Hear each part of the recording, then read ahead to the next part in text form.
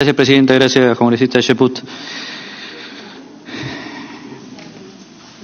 Me parece interesante que el oficialismo ahorita plantee este tema en discordancia, evidentemente, de lo presentado por el Ejecutivo, ¿no? El Ejecutivo venía con un planteamiento claro de cuánto era el número de senadores y diputados que tenía que haber. Y ahora entiendo que el oficialismo está cambiando de posición y está señalando que quizás 130 no sea lo adecuado, como muchos podemos pensar y presumir que estamos subrepresentados y que por lo tanto podríamos dejarlo a una ley orgánica. Lo único que sí deberíamos evaluar, me parece que es correcto el camino. De hecho, uno de los errores que nosotros manifestábamos en la presentación de los proyectos de ley de parte del Ejecutivo era haberse aferrado al número de 130 a manera de una propuesta un tanto populista, ¿no?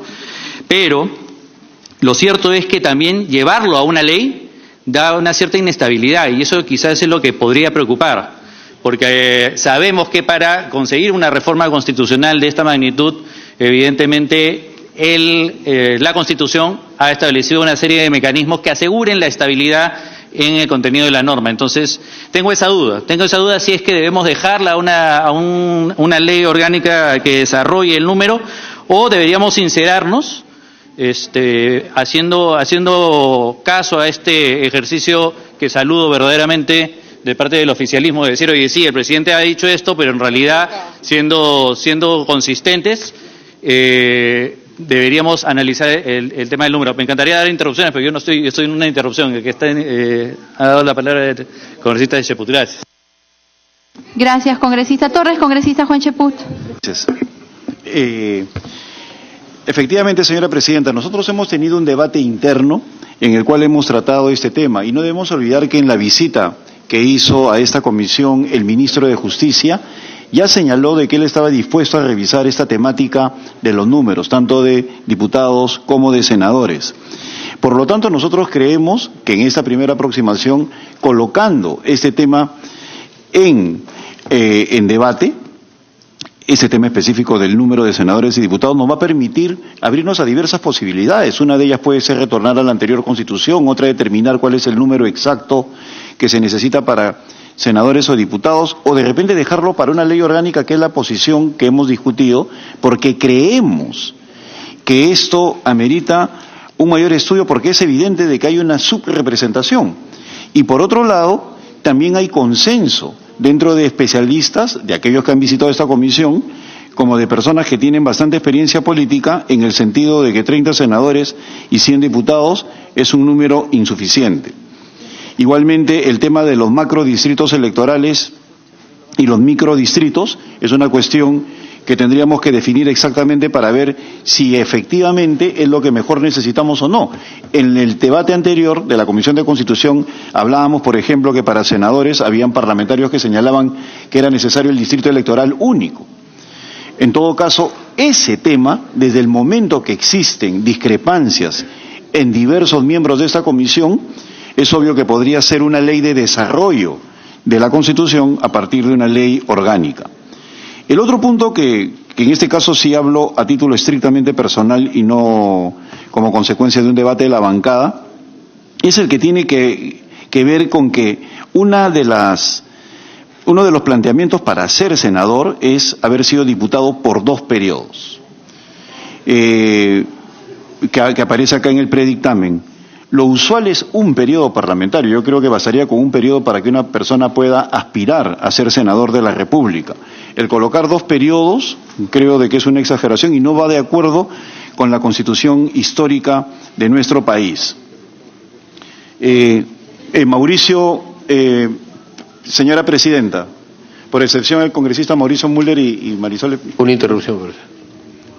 Mauricio Mulder. Bueno, hemos roto la excepción excepcional incluso, así que será por excepción excepcionalísima, congresista Mulder. Tiene usted la interrupción. Lo que pasa es que como es una acotación específica a un tema que está puesto en una sola línea, este tema relativo al requisito para ser senador, que está puesto acá, haber sido congresista o diputado por 2 periodos como mínimo, hace impracticable el tema.